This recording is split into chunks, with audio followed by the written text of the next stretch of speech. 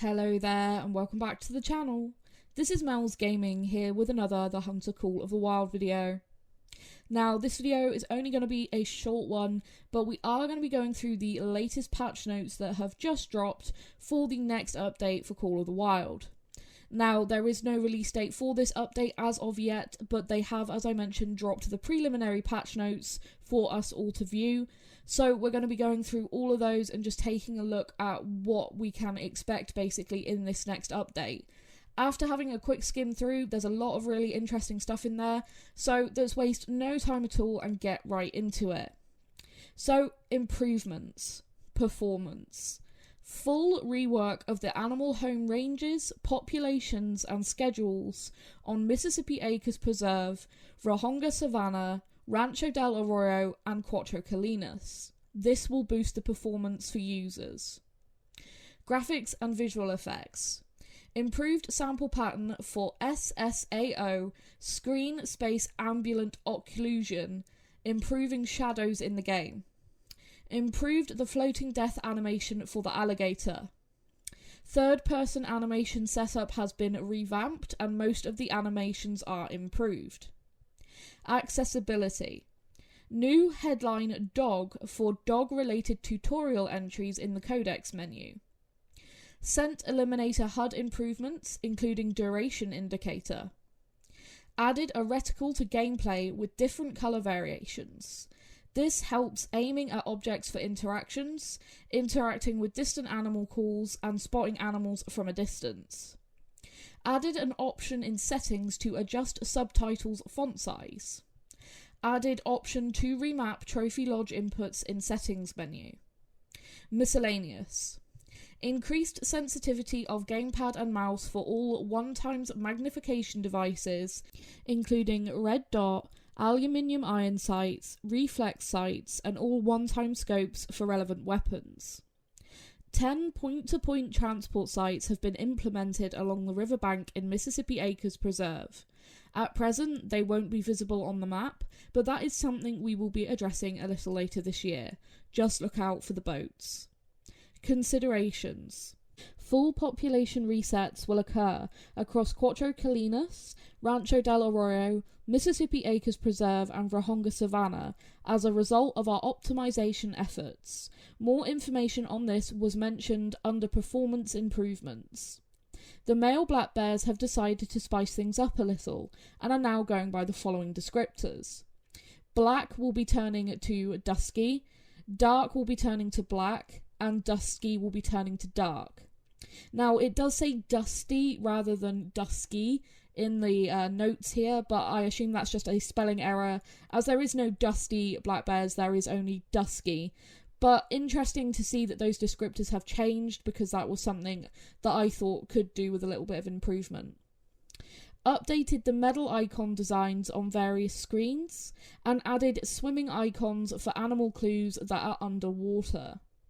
So there's a lot of stuff there in the improvement section that's going to be really interesting to actually see in game. But let's move on to the bug fixes section. So bug fixes, critical and featured. Geese and ducks will get attracted to callers.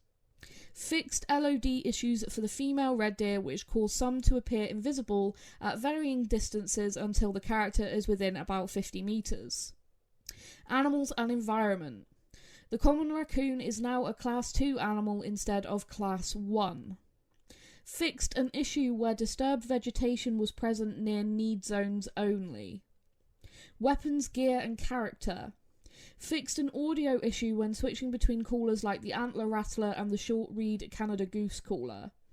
Fixed the problem where the item could not be switched until the sound ended while using the Deer Bleat caller and the Roe Deer caller. Fix the issue of having infinite ammo if user kept firing while still in the hip firing pose after running out of bullets. Manual and auto chambering mechanics for the Magnifico 410 while loaded with the 410 birdshot has been corrected. The 270 Warden is now available for console players. Arrows retrieved from the field will now return to the player's storage instead of their inventory. User interface and multiplayer. Fix the incorrect icon for dog biscuits on inventory UI. Updated and fixed decoy icon not being displayed in the HUD. Retrieved arrows will now be available in the inventory. Cash amount will not show cutoff in the UI if the value has more than 6 digits. Fix the issue where multiple turkey decoy POI markers were not being grouped together when placed very close to each other. Fix the problem of users not being able to hear each other's callers' audio for red deer, moose, and elk callers during multiplayer.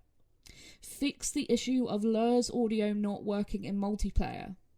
Fix the issue where Great Ones appeared as diamonds to users other than the host in multiplayer sessions. Geese caller will work for every player and not just the host in multiplayer sessions. The scroll bar will function properly for description of items in mission items menu in the codex for Rancho del Arroyo Reserve. Miscellaneous. Fix the issue of the tripod rotating sound being played while the user is aiming sitting in the tripod stand. And multiple crash fixes. Now, there is some really, really interesting stuff between the improvement section and the bug fixes section of this patch set of patch notes. One of which being that we will now basically be able to get Great Ones in multiplayer. Now, this has two sides to it.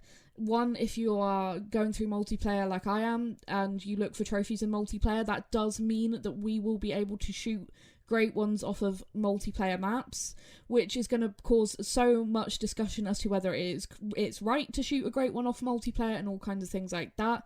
But it also means that if you are considering hosting your map where a Great One could be, like Rancho del Arroyo or Cuatro Colinas, you might want to check your map first to make sure there's not a Great One there, because otherwise you might open it and someone jumps in, sees your Great One and shoots it.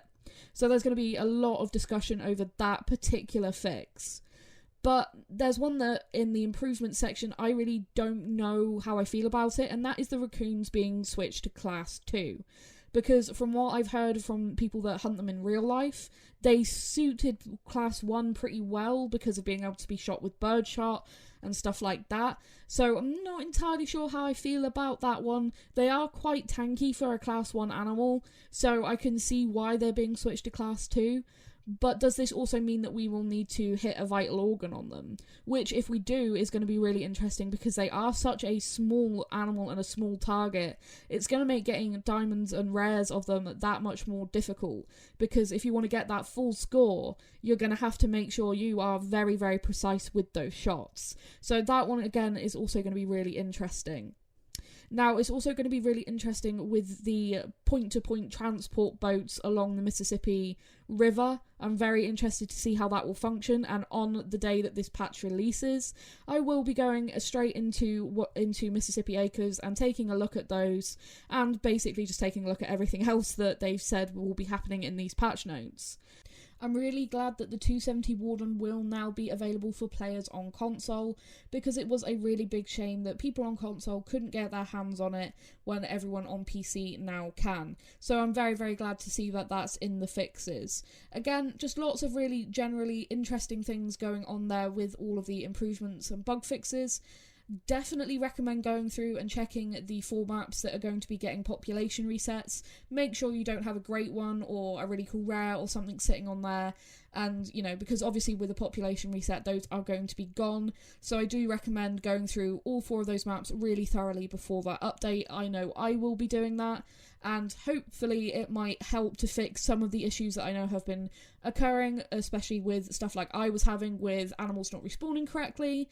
Maybe if you were also having that issue if you're on console, that might at least try and fix it for some of those maps with the populations being reset.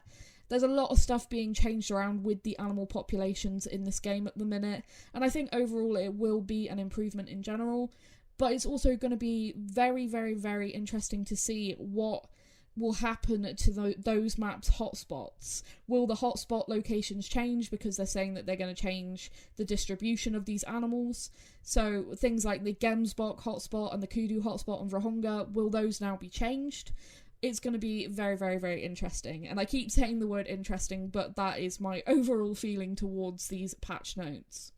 But that is going to be it for this video, guys. Let me know what you think down in the comments and what you are most looking forward to out of all these patch notes. I'm really, really keen to hear your guys' opinion on all of this. I'm definitely looking forward to it. I'm always looking forward to bug fixes in general and improvements. So yeah, definitely going to be an interesting one. Thank you guys so much for watching and for all your support as always, and I'll see you guys in the next video. Thank you.